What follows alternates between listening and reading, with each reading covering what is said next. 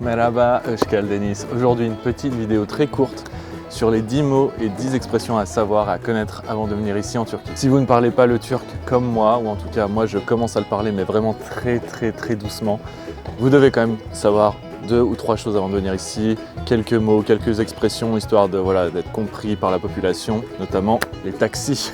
Le premier mot à savoir, c'est celui que j'emploie à chaque début de vidéo, Merhaba. Merhaba qui signifie bonjour. Vous rentrez dans un restaurant, dans un hôtel, vous rentrez dans le taxi, vous dites tout le temps Merhaba. Il existe évidemment d'autres mots comme bonjour, bonsoir, bon matin. Bon matin c'est Günaydın. Bonsoir c'est iyi akşamlar par exemple. Mais Merhaba ça marche pour le matin, le midi, le soir, tout le temps. Merhaba, je vous conseille de le garder en tête. Le deuxième mot à savoir, il s'agit de Nasılsın. Nasılsın ou bien dans un langage plus familier, vous pouvez dire aussi Naber. Si vous avez des amis turcs, vous parlez avec eux par exemple en anglais, vous ne parlez pas en turc avec eux, si vous leur dites Naber, ils vont vous regarder, ils seront très étonnés, ils vont sourire. Et forcément, vu que c'est un mot familier, si vous employez le mot Naber et que vous êtes un étranger, les Turcs vont vous regarder, vont vraiment être étonnés. Nasılsın, ça veut dire comment ça va. Naber, c'est quoi de neuf? Voilà, en gros, c'est ça. Ensuite, le troisième mot, lütfen. Lütfen est aussi assez important. Les Turcs, de manière générale, sont assez polis, même très polis, plus polis même que les Français.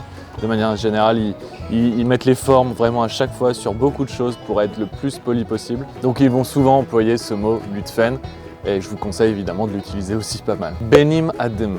Benim adım Anthony. Cela signifie je m'appelle Anthony. Donc voilà, avec ce genre de mots, vous pouvez commencer à créer une petite phrase de présentation pour vous présenter. Ne kadar. Ne kadar signifie combien ça coûte, combien c'est. Vous montez dans un taxi, vous demandez ne kadar. Tout simplement, c'est les mots que je connais, ça me suffit. C'est une vidéo juste pour apprendre certains petits mots et certaines petites expressions. Je vais pas commencer à vous faire un cours de turc, hein. J'en suis très loin. Mais ne kadar, encore une fois, c'est très important. Principalement si vous faites des achats, du shopping, si vous montez dans un taxi, si vous allez dans un restaurant et que vous mangez quelque chose, ne kadar. Ne kadar, c'est vraiment ce qui revient très souvent aussi. Ensuite, il y a 3 mots que j'utilise beaucoup, encore une fois, dans les taxis. Dus, ça veut dire tout droit. Sağa dönü, ça veut dire à droite. Sola dönü, ça veut dire à gauche. Voilà, bon, vous pouvez vous faire comprendre comme ça au moins. Parlez quelques secondes juste avant de si vous êtes dans un restaurant et que vous demandez par exemple ne kadar.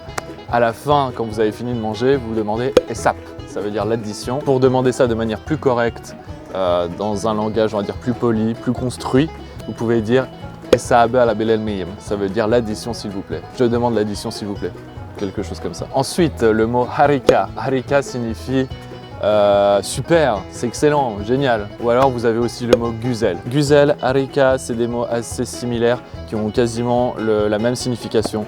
Donc voilà, vous pouvez utiliser l'un des deux, ça revient presque au même. Un mot que j'aime souvent employer ici avec mes amis turcs parce que, pour des fois les titiller un peu parce qu'il y a des interdits parfois ici. Donc le mot yasak, ça veut dire interdit. Et j'aime bien utiliser ce mot-là à droite à gauche pour diverses raisons. C'est mon humour à moi, des fois qui peut être assez incompris, mais bref. J'utilise souvent ce mot pour rigoler en tout cas, avec mes amis. Mais si par exemple vous avez quelqu'un qui vous dit yasak, ça veut dire stop, arrêtez-vous, c'est interdit. En gros, c'est ça que ça veut dire. Et enfin, encore une fois, les mots que j'utilise à chaque vidéo, comme au début de chaque vidéo, mais celui-ci c'est à la fin, c'est les mots güle güle. Güle güle qui signifie tout simplement au revoir, bye bye. À la prochaine. Vous en avez un autre aussi dans ce style, c'est görüşürüz. Moi je préfère güle güle, ça sonne mieux, c'est plus facile à prononcer. C'est ce que j'utilise à chaque fois dans mes vidéos et c'est ce que je dis aussi quand je suis en Turquie ici. Si je dois dire au revoir à quelqu'un, j'utilise toujours güle güle, c'est plus mignon aussi, ça sonne mieux à l'oreille. Je viens de me rendre compte que j'ai oublié 2 mots, donc ce top 10 ne sera donc pas un top 10 mais un top 12. Le mot oui et le mot non. Le mot oui c'est evet, le mot non c'est hayır. Ce qui peut évidemment être très utile, surtout quand vous êtes dans un pays étranger.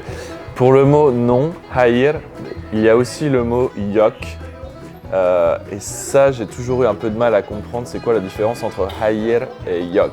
Je crois que yok, c'est quand on vous pose une question directement et vous répondez non. Et hayır, c'est quand vous répondez non et vous enchaînez avec une phrase derrière, il me semble. Dites-moi dans les commentaires si j'ai raison ou pas, je me suis pas trop renseigné, j'ai pas trop posé la question autour de moi, bref. Dites-moi les turcophiles si j'ai raison ou pas. Et un petit bonus, parce que cette vidéo est assez courte, donc j'ai aussi appris quelque chose.